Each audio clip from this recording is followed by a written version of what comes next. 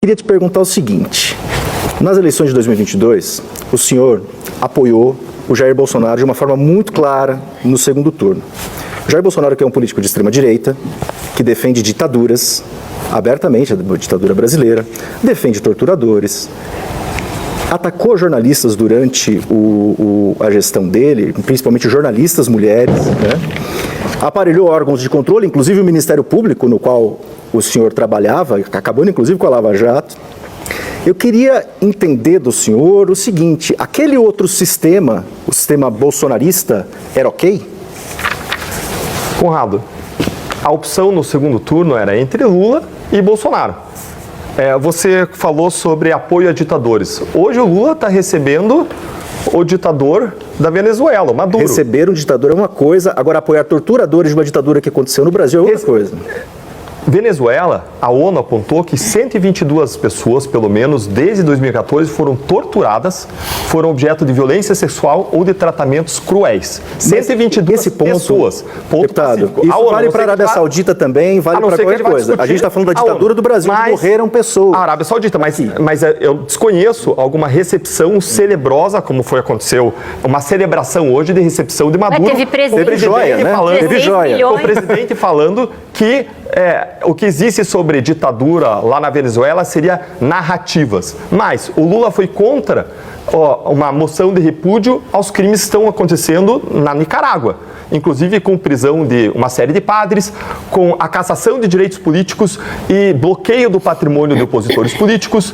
Lula atacou jornalistas ao longo de toda a história. Atacou não só a Globo. Em 2017 ele falou que ia prender jornalistas. Ele falou: olha, estão me falando há anos aqui que eu vou ser preso há 2 anos e daqui a pouco eu vou prender vocês se eu não for preso. Porque vocês estão fazendo não há precedente Lula em termos falou, de ataque a jornalistas em relação ao governo Bolsonaro. Ainda que Lula falou. tudo isso, Não, mas eu estou fazendo. Não, okay. a questão aqui era da opção do segundo turno. É isso que você está me trazendo. Mas Lula apoiou a regulamentação da mídia pelo menos por 9 vezes e trouxeram agora um projeto contra fake news que significava a intromissão do Estado na liberdade de fala nas redes sociais, por uma série de brechas na lei.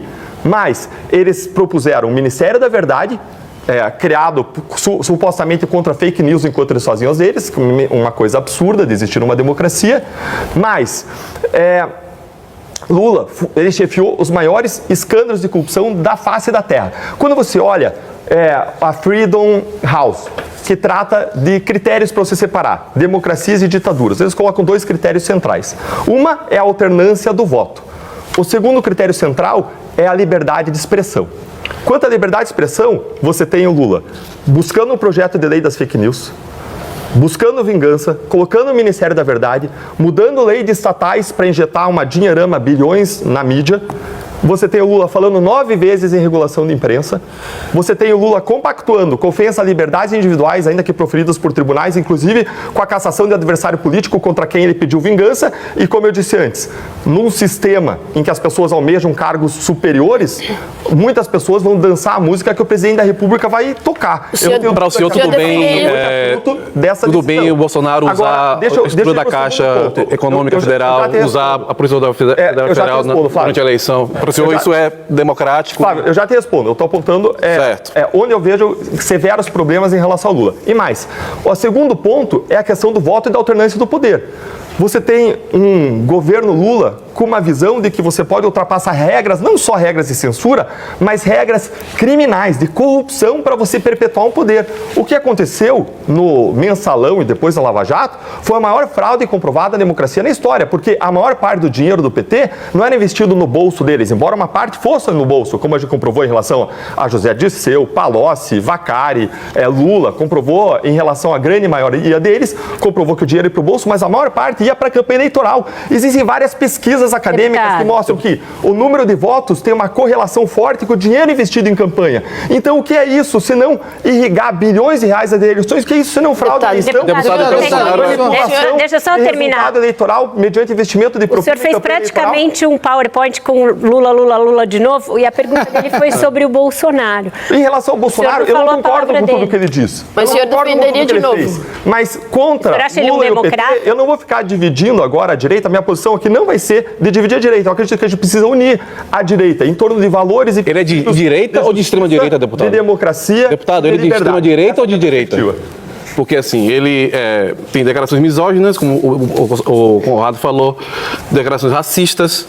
Ele usou a Caixa Econômica Federal, hoje foi demonstrado na reportagem de Amanda Rossi no UOL, que ele usou de maneira eleitoreira a Caixa Econômica Federal para ganhar votos, né, causando um rombo bilionário na Caixa.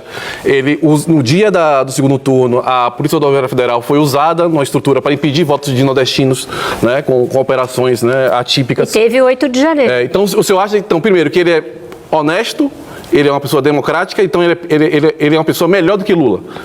Flávio, eu não disse várias coisas que você falou que eu disse. Não, tô perguntando. Tá.